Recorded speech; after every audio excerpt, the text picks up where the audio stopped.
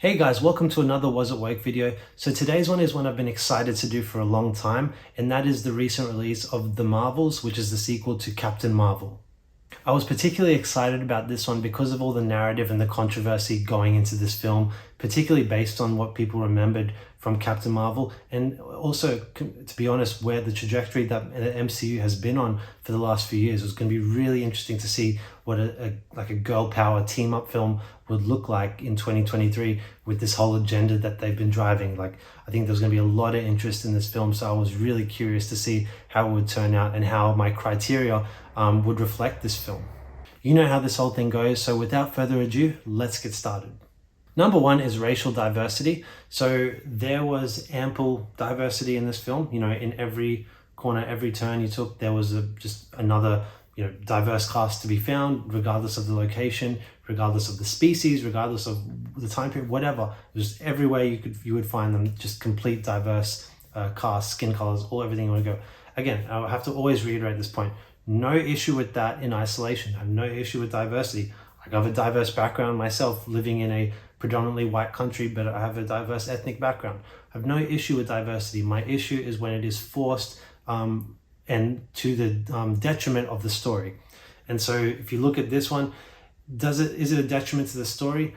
Sort of, because you have species that exist on different planets here where they basically look like any major city in America or something like that in terms of the variety of like the diversity of the people there. You know, you went to this planet Eledna. I'm assuming they should look like a particular species, whether they should be all white or all black or whatever, all brown. I don't know. I don't know what that species is meant to be, but nevertheless, they all just look like a diverse cast, like any other like kind of stock photo or video that you could find on the internet.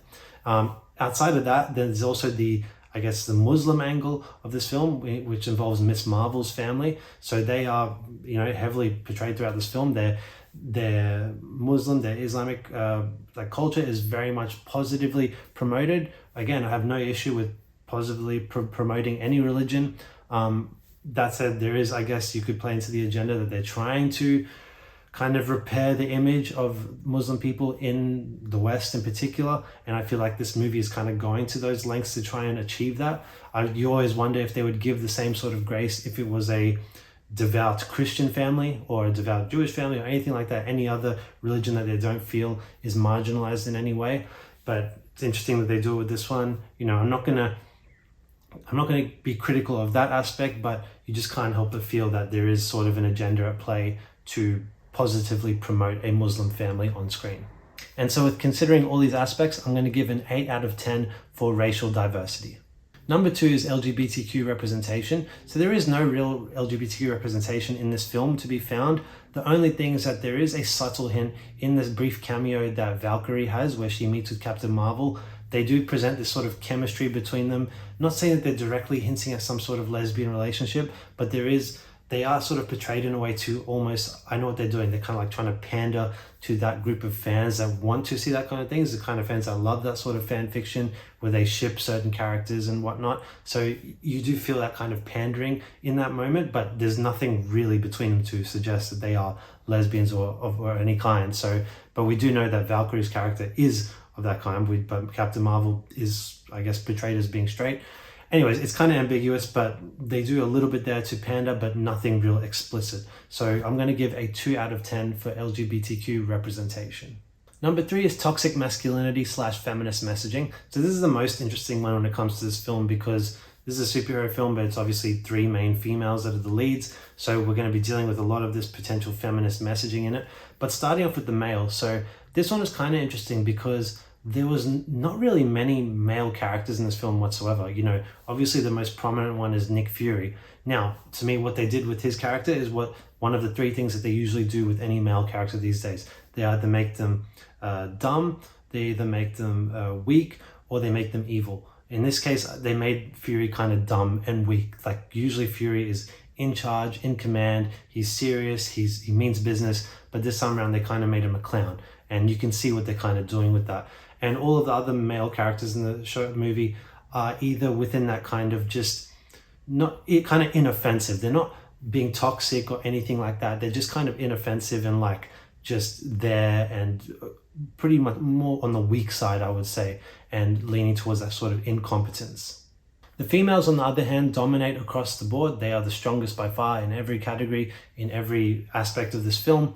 Look, and I'm not going to be too critical about that, because at the end of the day, this is about the female characters, about Captain Marvel, and now Photon and Miss Marvel, this trifecta of the three of them. So look, they're in command, they're in charge, they're running the show, they're the powerful ones. Whatever, there is still an agenda behind that, but this is their film, so I'm going to let them have it to a certain extent. And to this film's credit, there was no real overt moments of like girl power kind of things. I felt like there was a million opportunities for them to do so. And yeah, to their credit, they didn't really lean into that too much. You know, they had fun with their female characters, you know, and their dynamics, but they weren't really doing these like strong girl power type moments. So that was nice to see that they didn't really lean into that. And so with all that considered, I'm going to give a 6 out of 10 for toxic masculinity / feminist messaging. Number 4 is traditions bad, progressivism good. So the main aspects here is looking at Kamala's family, Miss Marvel's family, the Muslim family. There is a strong sense of their Islamic identity in this film, but I'd say above all that is also a strong sense of family, and even not just family with them, but family within the three women, the three leads, kind of like a found family. So the aspects of family here are strong in this film, and they portray family as a positive thing, both with Miss Marvel's family and with the three Marvel characters. So look, that's a positive in my eyes. I would be curious to see if they'd portray the family dynamics as positively if it wasn't a Muslim family, if they were Christian or whatever. It would have been interesting to see that, but I can't judge what they didn't do. I can only judge what they did do. So credit where it's due. And during the sequence on the song planet where they sing through to communicate, it's revealed that basically Brie Larson's character, Captain Marvel, has married the prince there to basically save him from falling into an arranged marriage. And so you could see that, you could take that as the film taking a negative stance against arranged marriages. You could say arranged marriages are traditions. In the Western world, not so much. So there's kind of a bit of a juggling act there in terms of which way do you lean when it comes to respecting tradition or progressivism, which side is good and which side is bad. I don't really take a stance in that. So I'm going to just give this one a straight up 4 out of 10 for traditions bad, progressivism good. The fifth and final criteria is anti-capitalism / pro-socialism. This is an easy one. There's no reference to either. So just a quick and easy 0 out of 10 for anti-capitalism / pro-socialism. So the total of those 5 criteria equals 20. You take that 20 and you divide it by the 5 criteria, and that equals 4. And 4 is firmly a little woke. I was actually completely shocked by this outcome, because going into this film, I was thinking this is at least going to be firmly pretty woke and maybe even lean into the very woke category, particularly based on their track record so far. The past few years, they've gone completely down the woke rabbit hole with the MCU. And, now you have a film with 3 female leads. I thought it was just going to be off the charts. But yeah, look, I got to be honest, I was pleasantly surprised to see that they didn't go as hard on it as they very well could have. And I think they might have, but I think they have been kind of responding to the negative backlash that's been hitting them with these films of late. And so it was nice to see them kind of change course and not go too hard into the wokeness. So there you have it. The Marvels is a little woke. In terms of if you're worried about seeing this film, the main aspects, that I'd point to is the toxic masculinity / feminist messaging side. But even then, it was not as strong as I was expecting it to be. Those are the main areas if you're concerned. I mean, the racial diversity side, you can live with diversity. It's not going to offend. I don't feel it offends people anyway. It's just something to point out when it's being forced or not. And if that offends you, then by all means avoid the film. It doesn't really offend me. So if they're forcing it, I just think it's stupid. But yeah, look, otherwise I would actually say the film is free for consumption. Whether you'll find it good or not is a whole other question. I had my issues with it, but I found there was some fun to be had. But yeah, from the wokeness perspective, I'd actually say this film is mostly in the clear.